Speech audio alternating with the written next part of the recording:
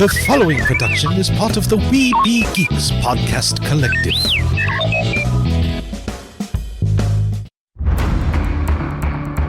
From days long ago, from uncharted regions of the universe, comes a legend. The dream that came through a million years, that lived on through all the tears. It came here, the Fandom Nexus. Fabulous secret powers were revealed to our host as he plugged in his microphone. I have a podcast! Here he is, your Spider-Pan, Jeremy.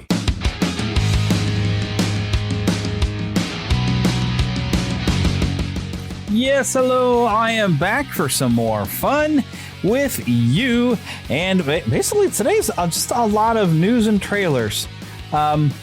I had a plan originally for today, but I'm kind of changing the plan because I think some of the information I want to share with you might kind of take enough time to make this a reasonable sized podcast. I've gotten in the habit of making this a 2-hour show, and I'm trying to not do that. I'd rather have this just be about an hour show, maybe even a little less. I'm going to just share some fun information, and I've got a lot of fun stuff and some things kind of worth looking into. That I thought I would dive into in the world of Lord of the Rings, based upon some information that, for a teaser trailer that has been released this past week. I thought I would dive into some of the information that would be regarding the original works by J.R.R. Tolkien about this particular teaser trailer, right? So that has kind of been my plan. And I figured, okay, if we look at these passages, it may take quite a bit of time. So other than that, I mean, I have found some things that are public domain audio that I thought would be a lot of fun because I intend for this show to have a lot of retro fun stuff and be able to appreciate stuff from the past that's just fun. And some things that I find fun are old radio shows and old comedies and stuff like that. And I found some stuff that is in the public domain that over the next however long this show goes, I think we're going to share some of that and listen to that together. And I think we're going to enjoy it together. I know I enjoy it, and hopefully you will as well. And this will also kind of launch a little bit towards, as I sit here today, I'm expecting my next set of lapel microphones to arrive, and Philip and I will start to watch some movies and commentate on them, and a lot of movies that I haven't seen. If I haven't seen it, it'll most likely just end up on YouTube, although I'll probably make a podcast version of that as well. It'll be a different podcast. I think I'm decided I'm going to call it Watching Movies with My Pastor, because I think that's kind of funny. And people will probably latch onto how that could be an awkward thing, but of course this is Philip, who I've known since I was 7. So, I mean, it's not going to be that awkward for me. But it's just kind of a fun, awkward type title, and I thought that would be a fun thing. And what he wants to put on YouTube is my reaction to stuff I haven't seen before, because he thinks I'll have fun faces I make. But the audio, of course, will be just us watching the movie, and I'll probably talk less if I haven't seen a movie. But if I've seen a movie a bunch of times, we'll be talking, and of course, we'll try to gather information about that film as we watch it, much like we did for Batman a few episodes ago. I'm taking that concept and running with it. And we'll have a lapel mic, so it'll be a lot easier to mic up. Now, the lapel mics will not sound as good as the microphone I have right here, but it'll work. We'll go for it there.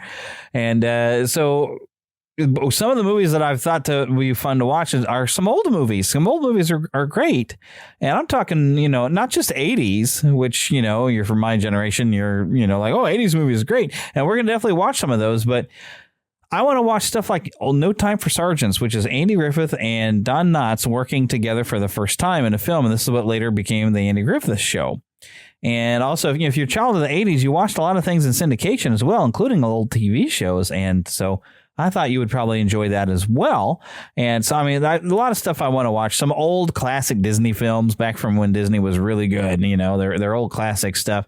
Stuff that we have seen before, stuff I haven't seen before. Philip wants me to watch Old Yeller, things like that. So that podcast is going to be fun, and I might get a lot more focus on that than what I put here. I don't know. I don't know how we'll be able to watch movies, and I want to keep that rolling, and hopefully I can keep that as a weekly thing, but that means we have to watch a movie every week, and that could be sometimes challenging. Who knows? We'll see. And we have to be able to talk about that movie as well as we're watching it. Other things that I might have mentioned for this episode, and this news just dropped today. Wrestler known as Sid Vicious or Sid Justice, his real name Sid Yulee, has passed away after battling cancer. He was age 60. So, I mean, that's living past 60. I've seen people comment, if you live past 60 as a professional wrestler, then you've accomplished something. So, you know, that's a profession that takes its toll on the body. And a lot of the drugs that kind of go in there not always were legal in past wrestlers. And so they've done a lot of damage to themselves just trying to entertain us.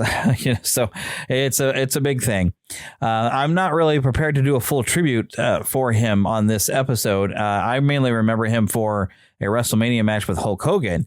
And then, of course, for him completely messing up a promo one time that would end up being just kind of funny because he actually kind of insulted himself and didn't realize it until later. But he seemed like he was just really actually pretty cool, decent guy, even though he could be a heck of a good bad guy, and he could be scary when he wanted to be. But in real life, apparently super cool, super nice, and everything like that. So I will at least dedicate this time to the memory of Sid Yulee. I forgot what it was. But, you know, Sid Vicious, as I know him, Sid Justice over at WCW.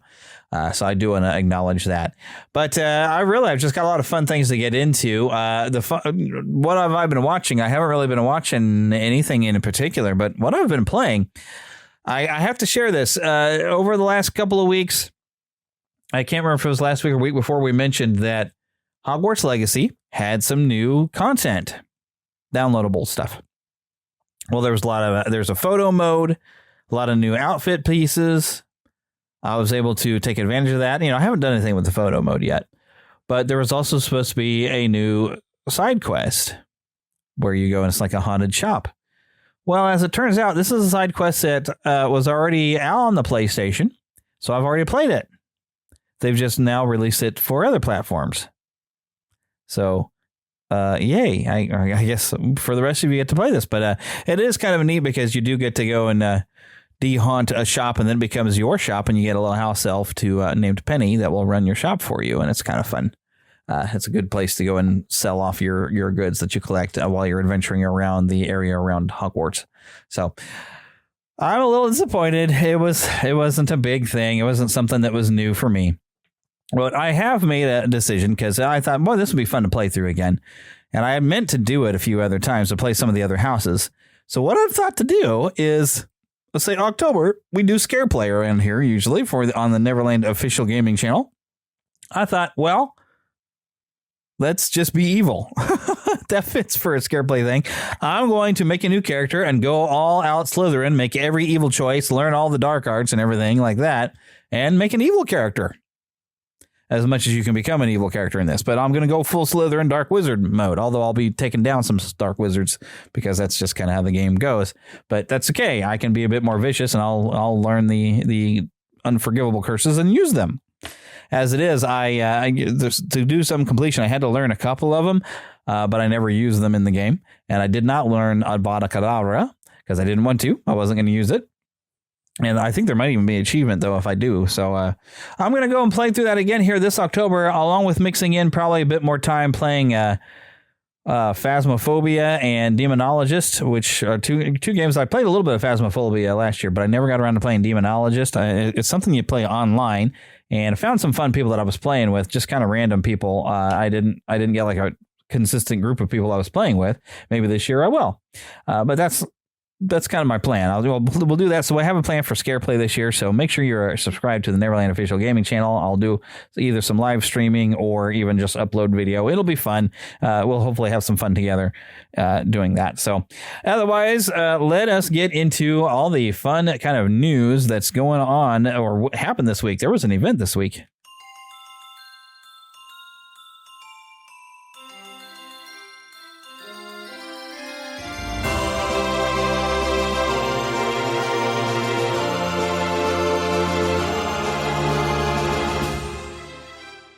Spanning the Disney and geek universe to bring you the best in comics, toys, movies, and entertainment.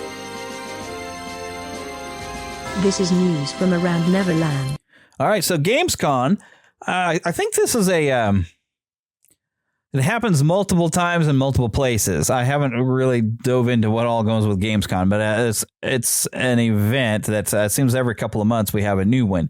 And there was one in, I believe, Germany this past week. And I've got at least some of the things that was announced on the opening night. I'm over here on GameSpot looking at this. I mean, you might have, if you're interested in this sort of thing, you might have watched some video of this. But there was a 2-hour program for their opening night. And, of course, there's a teaser trailer for Borderlands 4, release date for the Indiana Jones game, and a wonderfully weird Infinity Nikki got its moment in the spotlight. I have no idea what that is. But there's something called Inzoi. It's been a hot minute since Inzoi, Crafton's take on The Sims, has been in the spotlight. But Gamescom, ONL, which I think it's like one night later. I don't know I forgot what the ONL, but it's the opening night, had a fresh trailer for the upcoming life simulation game. While Inzoi doesn't have a release date yet, anyone interested in the game can go check out some impressive character creator tool set on Steam from August 21st through the 26th. Well, today is the 26th. I'm recording it, so you're not going to be able to get a chance to go, but I'm looking at a photo here, and it's impressively realistic looking. Now, I don't know. This being a life simulator, I don't know that it's going to have the goofiness of The Sims. The Sims is a little goofy, but it gets to where you're playing at life, and it can be fun for a while. But after a while, you realize, man, I'm getting up, I'm going to work, and I'm playing a game, and I'm getting up and going to work and doing chores and stuff like, oh, I have to do that in real life. So The Sims is still fun, but it's fun to do the silly things. I think that's why everybody got in the habit of killing their Sims off or doing crazy stuff with them. We want to have fun with them. But if you play the game seriously, you realize I'm playing life. And I'm living life. And when I get my game time, I'm playing a game about living life. But I've played plenty of The Sims, even though that's kind of what my thought is. Anyway, Sniper Elite Resistance. It'll be out in 2025. Borderlands 4. They showed a cinematic trailer that showed the planet scarred by veins of iridium and a mysterious robotic hand reaching for the signature mask of a Pandoran bandit, and the game was going to be out in 2025. Call of Duty Black Ops 6 was announced. Goat Simulator Remastered. I've played a little bit of that one, and it's basically it's like a sandbox. You can kind of just do whatever you want. It's getting a nice fancy remaster coming for PC, PS5, and the Xbox Series X or S coming later this year. The original Goat Simulator also had some like weird side games where there would be some stories and stuff, and I haven't really dove too much of that. I like to just go in there and mess around and wreck things as a goat. It's just fun. And they skipped right to Ghost Simulator 3 when they made a sequel. They didn't do it too, just because that's the kind of goofy humor that those games have. Persona 3 Reload, episode Aegis. This is from publisher Atlas, and Persona 5's Joker will be appearing in some DLC. Just don't expect to be teaming up with the Phantom Thief, as he'll be popping up as an enemy. We have Dragon Ball Sparking Zero launching in, about a month and a half. Dying Light, The Beast, the Dark Pictures Anthology, Directive 8020. So that anthology, I thought it was going to be a trilogy at some point or something, but they just keep going with that. Lost Records, Bloom and Rage, the creators of Life is Strange, had a new trailer, and it's coming out of different parts, and they're calling them tapes. So like tape 1 is February 18th, tape 2 is coming March 18th, that kind of thing. Infinity Nikki. Okay, so this is the thing that was mentioned. I'm looking at it. Very anime looking, and they actually say on GameSpot that they don't have any idea what's going on in this trailer. It's an open world dress up MMO, and the only thing we know is that our avatars will be fashionably adorable. And then Arc Raiders is coming back. This was announced back in 2021, and they're going to launch it in 2025. Path of Exile 2. I played a little bit of Path of Exile. It's very similar to Diablo, what Diablo has become from the third game. King of Meat, which I've been seeing some stuff and some ads on YouTube. It's a co-op game. We've got Fatal Fury, City of Wolves. Yes, Fatal Fury is back. It's an SNK classic fighting game. 17 characters expected to go. Now, some of their characters from Fatal Fury, I believe, are supposed to be popping up in Street Fighter. Which one are they on? Like 6 or something? I haven't played it yet. Mecha Break, Reanimal, looking at that, it's Opening Night Live. That's what ONL was. It looks very similar to Little Nightmares from the look of it. I'm not sure if it's the same. Little Nightmare Studio revealing it's a co-op game. Dune Awakening, Do we have a release date yet? Nope, doesn't look like it, but a Dune game, that sounds a little bit like a good idea. Marvel Rivals, of course, set to launch December 6th. I think we probably knew that. Genshin Impact is coming to Xbox November 20th. We've got Naraka Blade Point for whatever reason or whatever this is. I don't know, but we're getting a Tomb Raider crossover with Naraka Blade Point, which is coming out in just a couple of days. I have no idea what this thing is.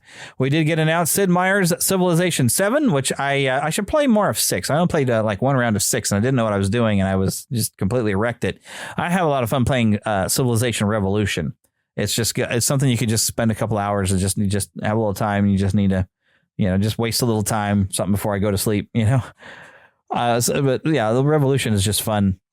I play that on the PlayStation account and everything that I have, so I can just play it anytime. I would like to actually purchase a copy and play it on the PS3. Starfield, there's some sort of announcement, so I guess there's some updates coming, some DLC, some new vehicles. Monument Valley 3. Here was something that was almost exciting. Batman Arkham Shadow, but it's a VR game, and I don't have that kind of gear. But they've already done a first-person Batman game previously with the Arkham style, but I didn't get to play that one because I don't have the VR. And here's another one, and it looks cool, but I have no way to play it. I mean, that's an expensive extra that I don't have the money for. Monster Hunter Wilds. We have a Warhammer 40,000 Space Marine 2, and then Secret Level, which is the Deadpool director, is making a video game TV series. I will have trailers for some of this as we go along, and some trailers for some of these games as well. I do have audio. Towerborn, a side-scrolling action game, available in early access on PC September 10th. An Xbox version is still in development. Age of Mythology Retold, Masters of Albion, Kingdom Come Deliverance 2. They had some. You might have known that was coming if you've played the original. I should probably play it sometime. Little Nightmares 3 is coming. Squid Games Unleashed. After the breakout success of Squid Games last year, it's only a matter of time before the Korean TV series got a video game adaptation, it says. And, well, here it comes. Dark and Darker Mobile. Then, of course, Indiana Jones and the Great Circle, narrated by Troy Baker, is coming to PC and Xbox Series X and S December 9th. It will land on the PS5 in spring of 2025. So, of course, I'll be waiting until spring. Mafia, The Old Country, The First Berserker, Kazan, Diablo 4, Vessel of Hatred, World of War, The War Within. I think they mean to say World of Warcraft, because this is coming from Blizzard Entertainment. That's another expansion here. Unknown 9 Awakening. This is everything that was announced, at least on opening night. And I do have, of course, some audio that I wanted to share with you. Here is, of course, the Indiana Jones. And I haven't watched a lot of these yet, but I'm going to just share it. There's what the Gamescom reveal date trailer was like for Indiana Jones and the Great Circle. What if I told you there was a connection between ancient cultures around the world? A great circle. Does it exist? Is it the key to some lost power? That's up to you to uncover. I'm Troy Baker, and I play Indy. It's humbling playing a character that so many people, myself included, look up to. As a kid, seeing Indiana Jones in the theater for the first time was a defining moment for me. And I never would have guessed that all these years later, I would be the one wearing the hat. But here I am. It's been a dream come true. A dream that I cannot wait for you to live for yourselves. The beauty of a first-person game like this is that we all get to feel what it's like to become Indy. You are the one who cracks the whip, who feels the weight of every punch and the thrill of finding every clue. Indy is such a unique character.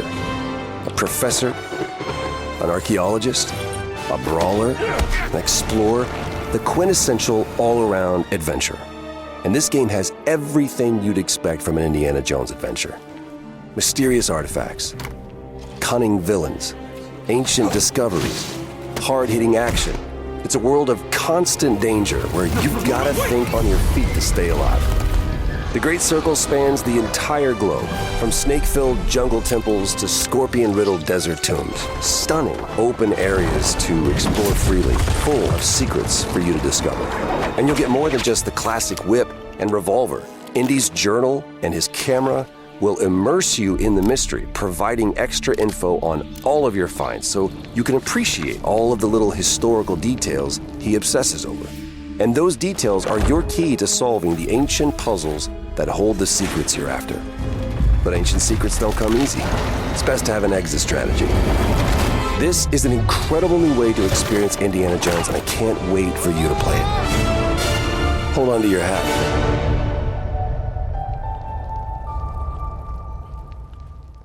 So there it is. I don't think I really have to say any more about this. Troy Baker nicely told us everything. There is some pre-order bonuses for those of you who have an Xbox, and there's a collector's edition with Steelbook. I'll have to look into that for when it comes for PlayStation. I'll definitely be looking into that. That looks like it's going to be cool. But what weight must it be to, I mean, as much as be like, oh, cool, I'm getting to play Indiana Jones, but also the weight of it, like, oh my gosh, I'm playing Indiana Jones, because they have footage of Troy Baker doing the motion capture and capturing even his face, and you want to get those facial expressions just right that Harrison Ford kind of has. So, I mean, it's really hard to recreate that performance. So I would love to see how that works out. Of course, most of the time you're going to be looking first person, but when there's a cutscene, that's when you're going to see Troy Baker. Final Fantasy 16 is coming to PC. I'm still working my way through it. I kind of got sidetracked, but I'm going to get back to it. Let me play this audio for you as well. As soon as it starts. War is coming, my boy. You must make ready.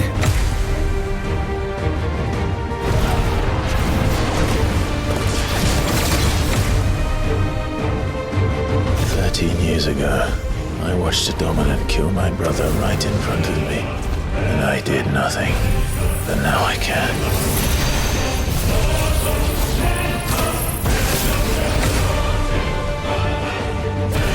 I'm here to even the odds.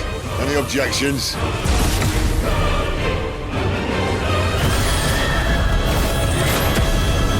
Come, little lamb, to the slaughter with you.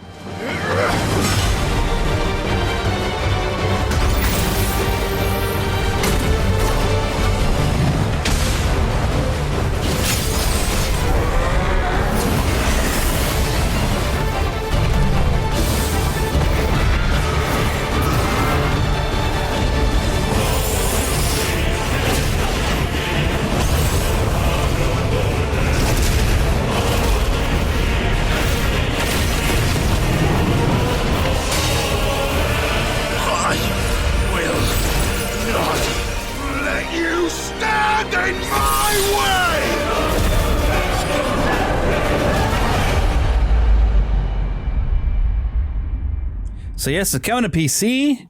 Demo is available on Steam right now, and I think even through Epic Games. Also, we do get the DLC. There's 2 bits of DLC that are both going to be available on PC when it releases.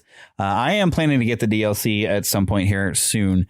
So right now I'm still playing through the main story of it, but it's definitely worth it. It was highly awarded. If you love the Final Fantasy series, and if you like just an action game, it's completely different. It's very much an action game. I am ready to go with this thing, though. I'm really having a good time with it. So those of you who want to play it on PC who've been waiting, there's your chance. Apparently they've added some stuff to Disney Dreamlight Valley, the Dapper Delights update. Let me go ahead and just share this with you as well. I haven't played this in a long time.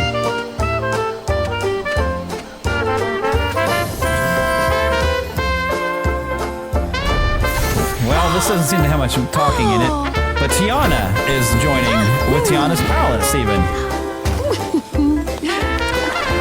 So let me just turn down the volume on this trailer just a bit here, and I'll read for you what it says here on the official PlayStation YouTube channel. It says, Tiana from Disney's The Princess and the Frog joins the Valley. Help Tiana set up a restaurant and a new stall, explore culinary traditions with Remy, and plan a New Orleans-style parade with your Disney and Pixar friends.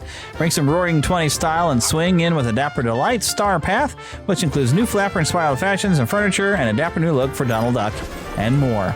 Like I said, I was playing this for a while, but it's been a little while. There's something like a rift in time. There's a lot of stuff I don't think I have done here, because it looks like Mickey can turn into Steamboat Willie here, as looking at this trailer. looks like we got a new storyline, which might be worth me coming back to it, because I finished the main storyline a while back, and that's when I stopped playing, because I was like, okay, well, I guess, I've done what I've done. There's a free update, and then Treasure of Time's expansion pass Act 3. I'll have to look if I got everything set up for the expansion pass. I'm not sure if I did or not.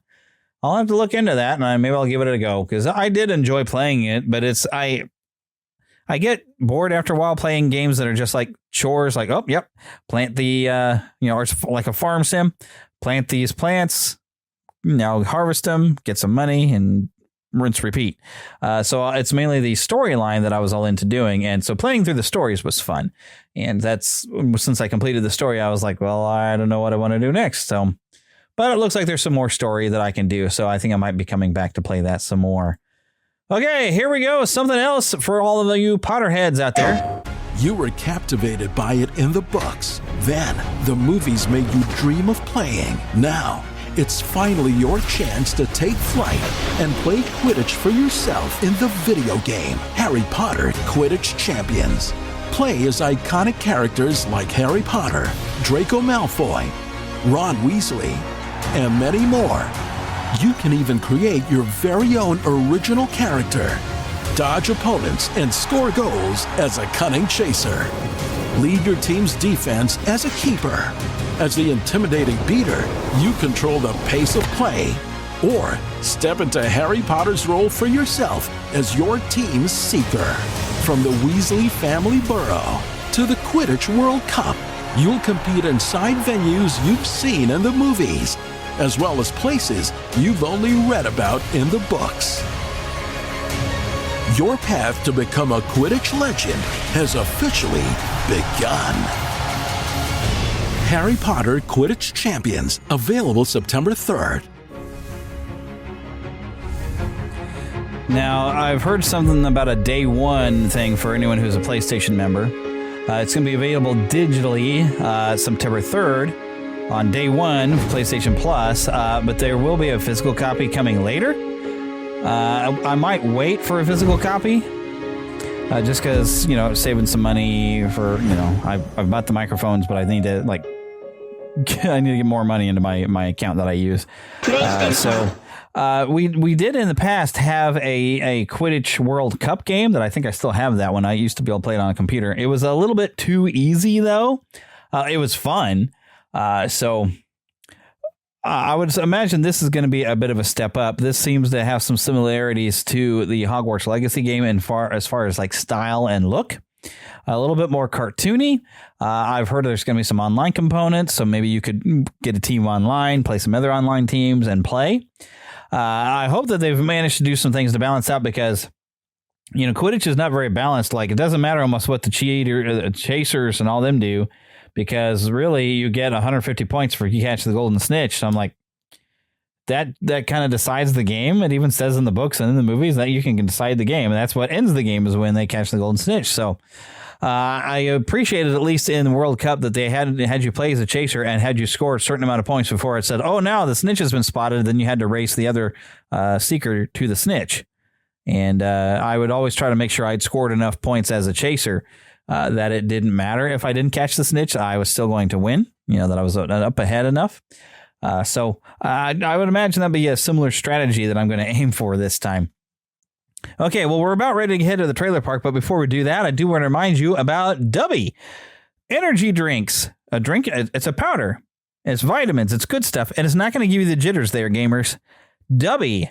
If you go to neverlandpodcast.com, you click on one of the Dubby logos, it'll take you straight in there. Otherwise, use at dubby.gg, use the discount code Neverland to get a 10% off of your order. And it will, of course, help out the show. I haven't gotten to try any of these flavors, but y'all tell me what you think of them. There's lots of different flavors to try. They even have some little, bottles for you to go and get your water and mix up your drinks. So you have a nice portable bottle. You can take it wherever you need to go, whether you're gaming or heading to the gym. You need some extra energy and vitamins? Yeah, go for it. He-Man and the Masters of the Universe will be back right after these messages.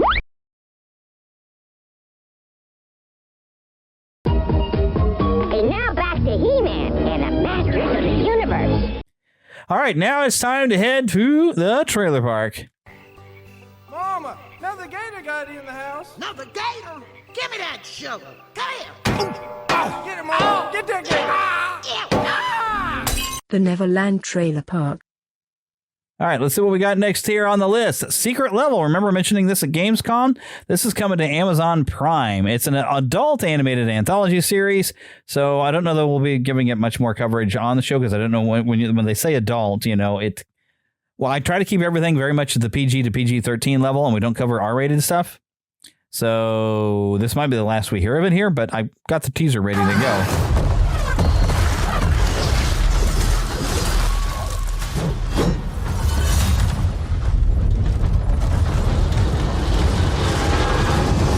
It's time. This world has waited for your arrival.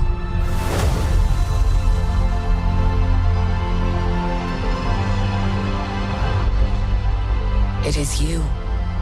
You will open the door. Because you are the chosen.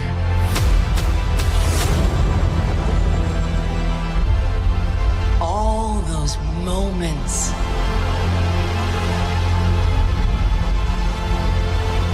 It's a new adventure.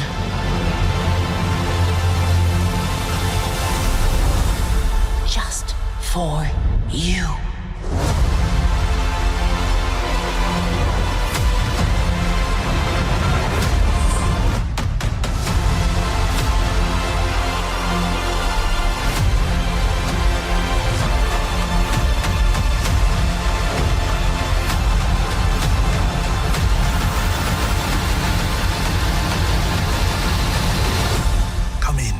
You have a game to play.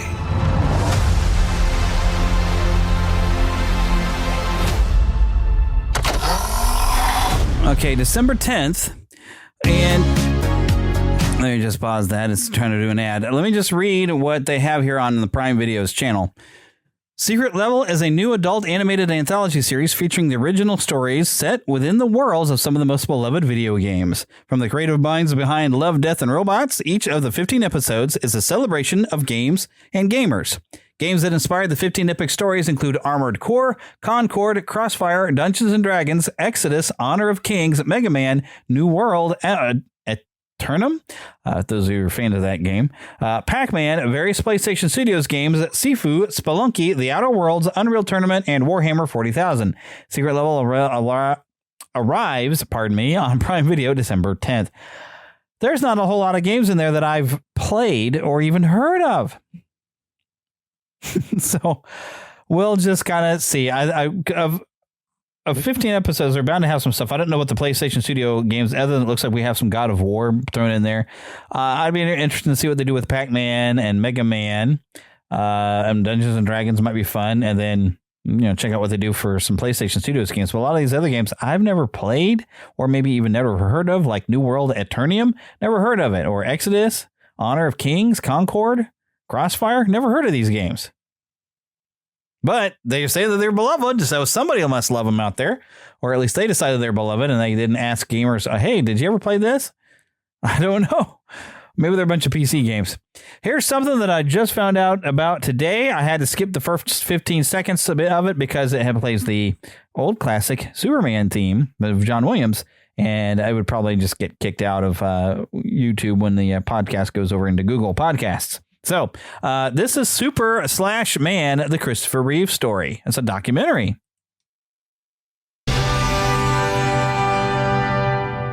Hands down, he was Superman from day one. I realized that if I could pull off this part, it would change my life. John Houseman said, Mr. Reeve, it is very important to become a serious classical actor. Unless, of course, they offer you a load of money to do something else. He convinced me when I first met him that he would fly. Doing things with my dad, it was all about activity and action. Riding bikes, playing soccer, skiing. My dad was very competitive and he didn't necessarily slow down. We said goodbye and he gave this wave. That was the last time I saw him on his feet.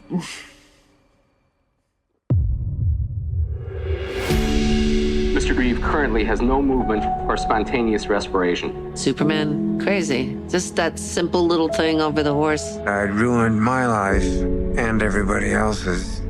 I won't be able to ski, sail, throw a ball to Will. Won't be able to make love to Dana. Maybe we should let me go. She came flying in, and she just yelled, "I love you.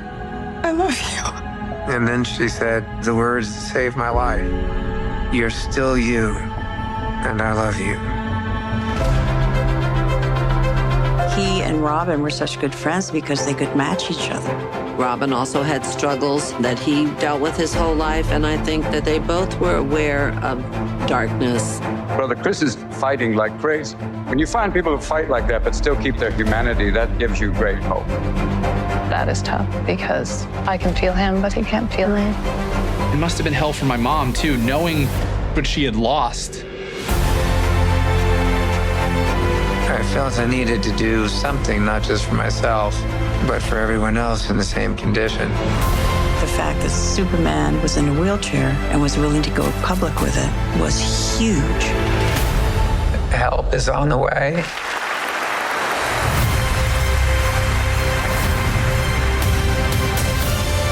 The Christopher and Dana Reeve Paralysis Act. People are literally walking because of him. What is a hero? My answer was that a hero is someone who commits a courageous action without considering the consequences. Now my definition is completely different. I think a hero is an ordinary individual who finds the strength to persevere and endure in spite of overwhelming obstacles.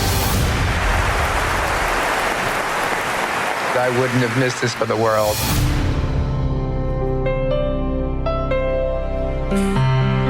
So this from DC Studios. They're saying only in theaters. Get tickets now. It's supposed to be in theaters September 21st and September 25th, which makes me think, is it only going to be like 2 different days? And then after that, I guess the money's going into the Christopher and Dana Reeve Fund, which they did look into a lot of research to try to fix paralysis. I mean, really, nerve damage. Once nerves are damaged, they don't get healed.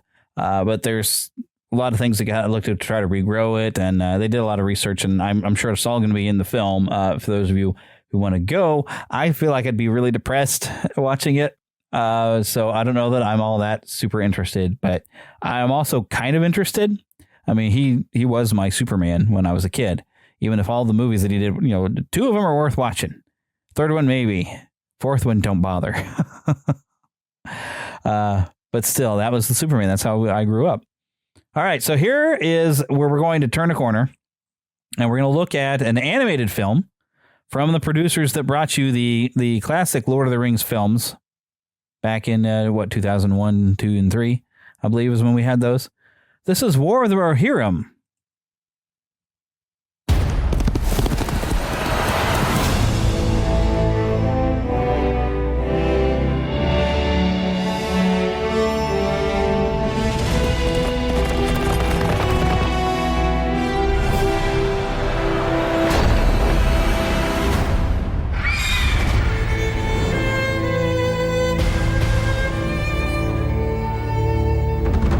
All Middle-earth knows the tale of the War of the Ring.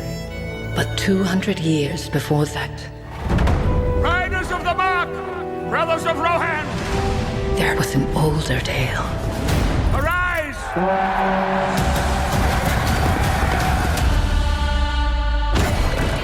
We come with an offer to strengthen Rohan. Hera, daughter of Helm, I, Wolf, seek your hand in marriage. Our fathers speak as if I were not even in the room. I do not want to marry you. You do not seek an alliance. You seek a throne. You will live to regret this, old man. He's dead.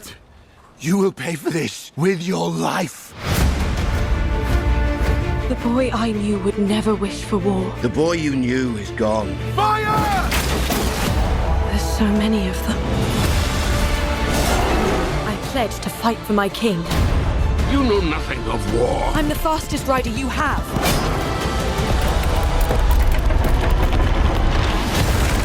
People need hope, Hera. Something to believe in. My pride. My joy.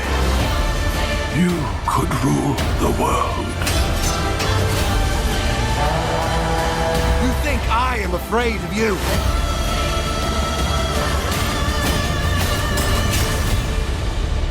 You should be.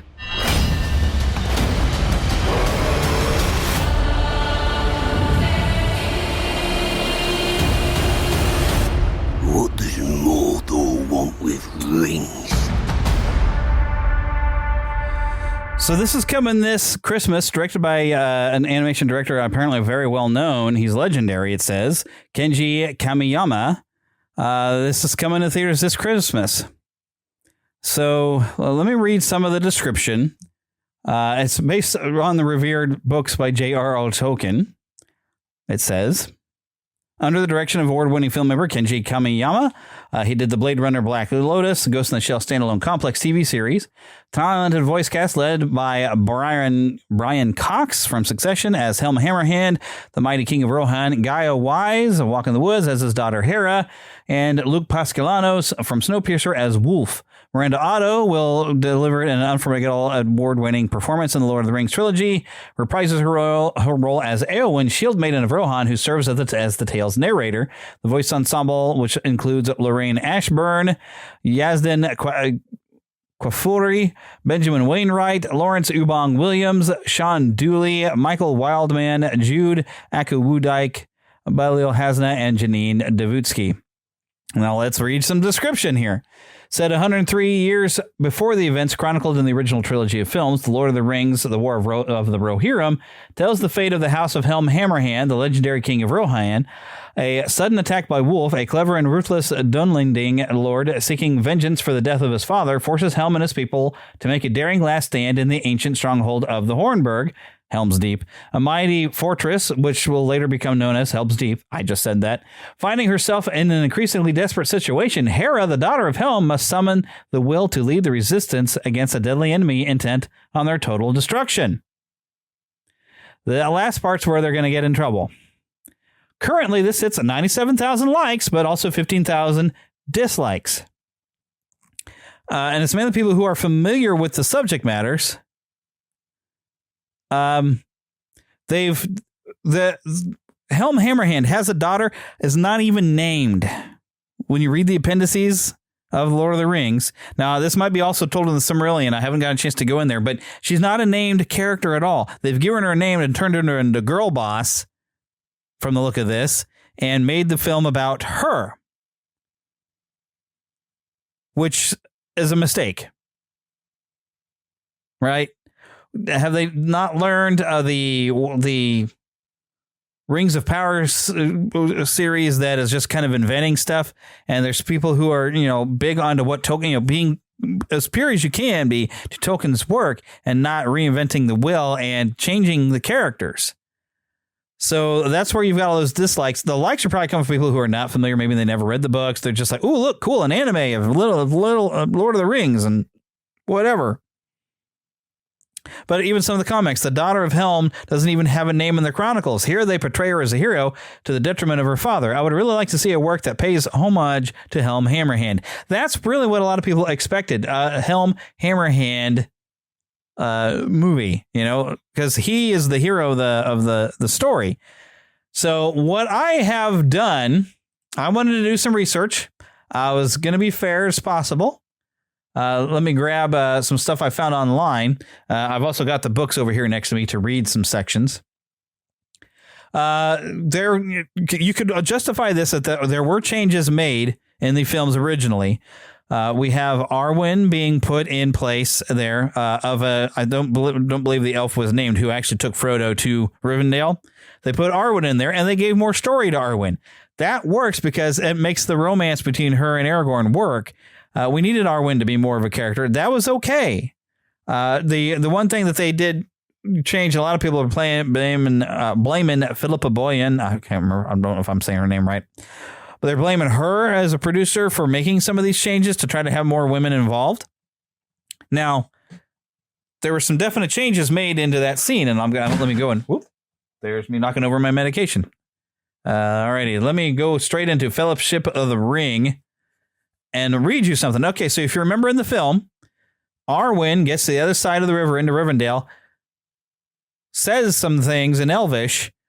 The river suddenly unleashes on the Nazgul, right? With horse heads and everything, and flushes them away. Let's read the book. Who made the flood? Asked Frodo. Elrond commanded it, answered Gandalf. The river of this valley is under his power, and it will rise in anger when he has great need to bar the ford. As soon as the captain of the Ringwraiths rode into the water, the flood was released. If I may say so, I added a few touches of my own.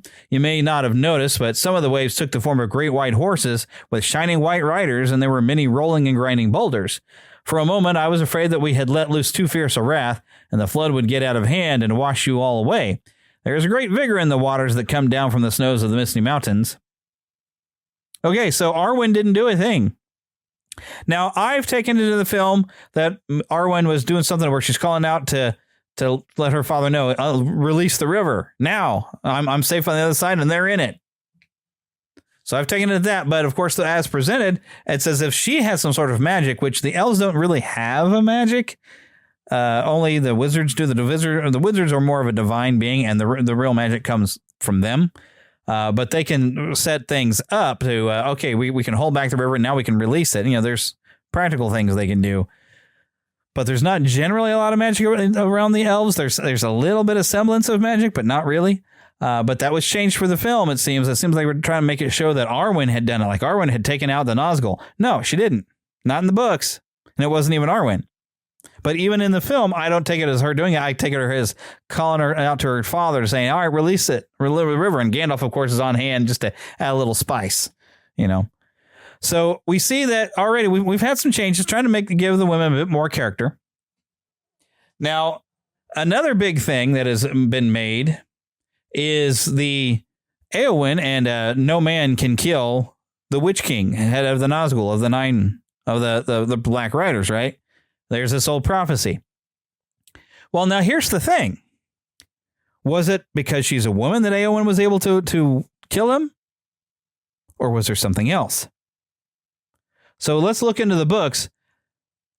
And I want to dive in here like Tom Bombadil gave a hint. This is marked as Book 1, Chapter 8, Fog on the Barrow Downs. Old knives are long enough as swords for hobbit people, he said. Sharp blades are good to have if Sharfolk go walking east, south, and far away into dark and danger.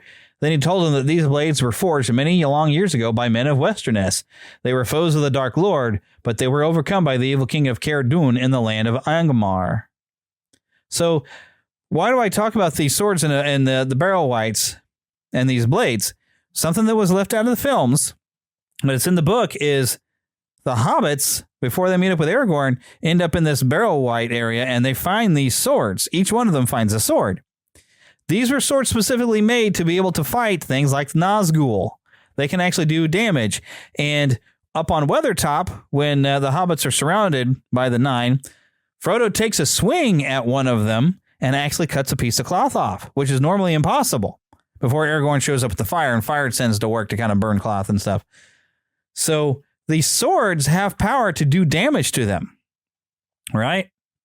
So now keep this in mind. And I had some other quotes. I'm trying to find all the different quotes I found on like a chat area where people are sharing.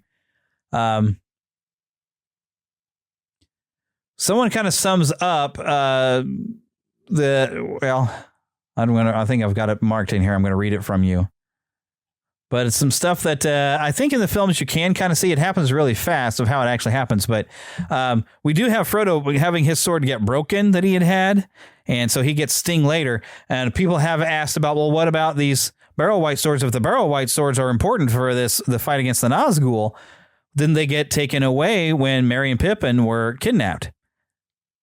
That's the thing. They got left behind. The blades are found by Aragorn. That I had, then I think I marked this, or either I marked it here. No, I didn't, but I did see where somebody had shared. Oh, this is about Helm.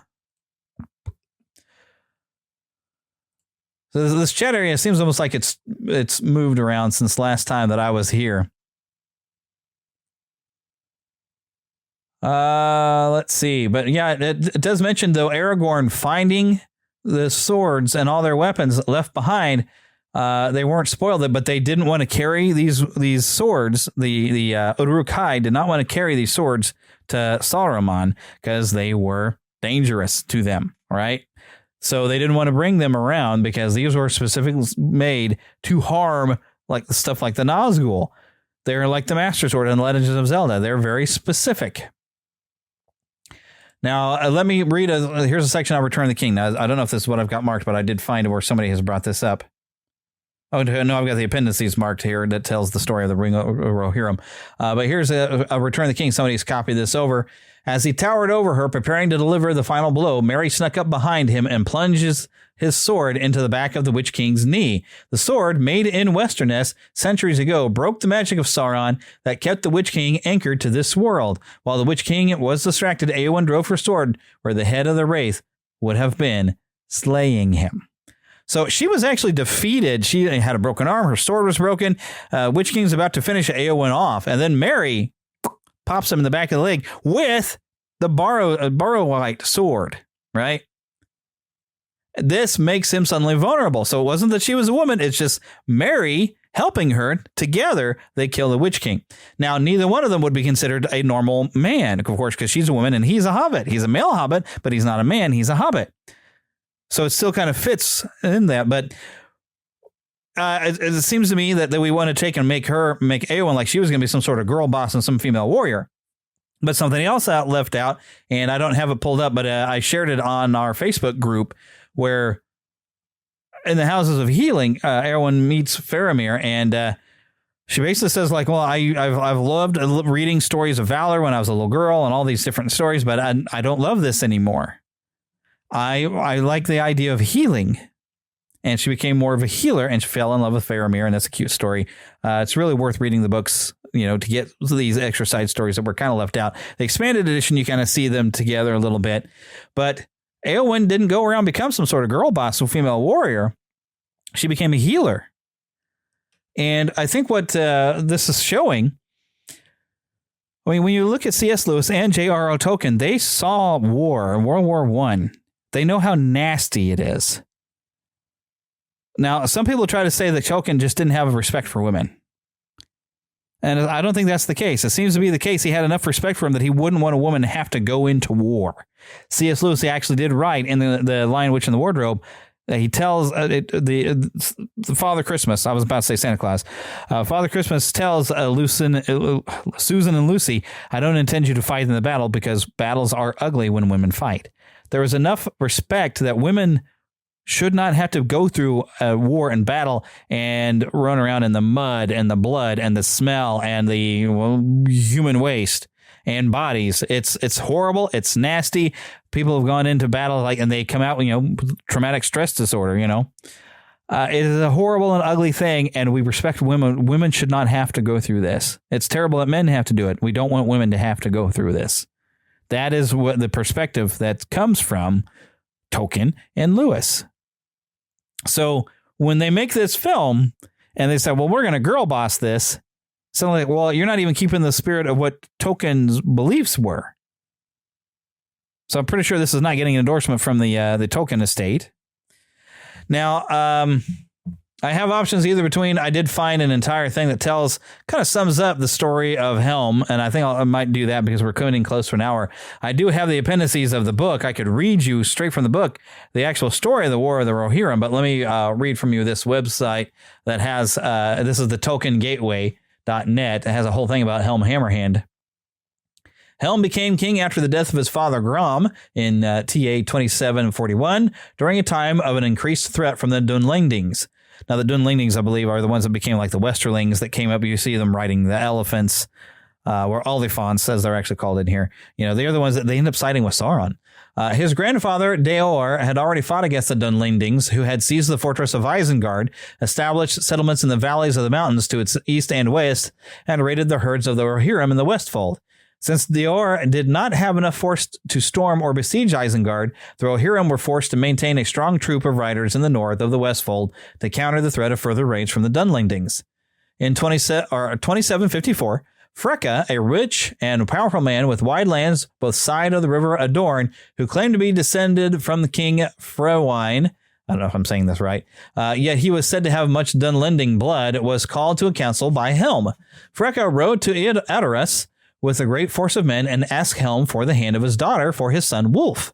When Helm insulted Freka to have grown fat, Freka in turn insulted Helm to be old and that he could fall on his knees if he refused the staff that Freka had offered with the proposed marriage. After the council, Helm took Freka outside, sent everybody away, and hit him with his fist so hard that Freka fell down stunned and died soon after that. It is possible that he received his byname Hammerhand after hitting Freka with his fist, but the date and reason for receiving his byname are not recorded. The men of Freka left Edoras, but in 2758, they returned with a great force of Dunlendings, reinforced by enemies of Gondor who had landed in the south. Under the leadership of Wulf, they overran Rohan. Helm fought them at the crossing of Isen, but lost and withdrew into the Southburg, and there endured a long siege. Helm held the fortress during the long winter. He blew his great war horn and broke through the Dunlending ranks, clad in white, stalking men with a snow troll, slaying them with his bare hands. However, his son Haleth and Hama were slain, and Helm grew gaunt because of grief and famine. Still, his horn would fill the Dunlendings with fear each time it was heard. During one of his night sorties, Helm died, possibly from famine and cold. His body was discovered frozen in the snow, still standing, I say. There was a belief that after his death, his horn was sometimes still heard in the deep, and that his wraith haunted the enemies of Rohan and killed men with fear. He was succeeded by his nephew Frelif Hilderson, and the son of his sister, who is the son of his sister Hild, I guess. Okay. Freyalaf defeated the Dunlendings and retook Isengard, and also took back Edoras and everything because Wulf had established himself as king. There's a little bit more in the appendices of how it seemed like the ghost of Helm was still haunting Helm's Deep, and like the horn would still be blown. And so it adds a lot more weight to when the story of Helm's Deep and they blow the horn to try to frighten the orcs. It's kind of a big deal. But you didn't get a name there for the daughter, did you? There's only a mention that they said, well, why don't we have an alliance? Won't Wulf marry your daughter there? Who knows what might have become of the potential alliance? Who knows? I don't know what the intention is. They might add a few things into this movie just to try to flesh this out of why, she would refuse him, although it doesn't seem like she was given the option, but maybe people didn't think that would go over, and we've got, oh, look, Brave all over again. So, there we go. They've made some serious changes, which may be some serious mistakes on how they've decided to tell this story. And they've talked me right out of going to see this. And I would have been like, oh, cool, an anime of Lord of the Rings. But I'm out. I know a bunch of other people are out. So I don't think it's going to be nearly as successful as their previous films. But, we'll see in time. But they've made changes. I'm not going to get into why changes like this get made, why we feel like we have to have these girl bosses that nobody asked for, that are just like, oh, I'm the best writer you have. I'm the best one. It's like, well, frequently when we get that, we don't get a female that it makes sense for them to be that good, right? I don't know. So, but we feel like it's presented in a way that doesn't keep with the spirit of the authors at this point. So it's like, yeah, this is not the way the story's supposed to go, but we're kind of tired of the girl boss characters that are not really even likable characters usually. So it's probably just not going to be good. But let's go ahead and wrap this up. I want to remind you know what? I didn't even stop for there'll be ads in there. I didn't make a stop, but you heard ads in there. If you don't want to have those ads that you heard in the middle of the show, that's where your opportunity to go through Patreon at patreon.com/Neverland Podcast or through Red Circle. You'll find all this right there in the show notes. The Red Circle has an exclusive area where I have a feed in there. We won't have the ads other than me reading them. And also Patreon, you won't get any ads for when I put a copy of the show over there. So if you don't want the ads, there's ways around it, and you end up helping out the show, and you don't have to listen to the ads. It's great. The only ads you will get, when I say stuff like Podgagement, go to neverlandpodcast.com. You'll find all about Podgagement It is a fantastic service. If you happen to have a podcast and you want to get your reviews from around the world, Podgagement is your way to do it. There's so many new features coming on with Podgagement. It's run by Daniel J. Lewis, award-winning podcaster. The guy is clever as they come. He's making a lot of neat new features. It's definitely worth it to go, and it's just a yearly fee that you can set up. Not very much. It's a great service. I definitely recommend that as well. And you can find those links at neverlandpodcast.com. Okay. We want to thank Karen Kennedy, Ricky Pope of Christian Knowledge Unite, and Darren Wilhite of the Will Height and Wall Show. They helped me out to make that intro. Don't forget to email us at podcast@neverlandpodcast.com. We are on X or Twitter, Neverland PCast. Also on Facebook, we have a group. We have a regular Facebook page, and I comment every week that I need to update this thing.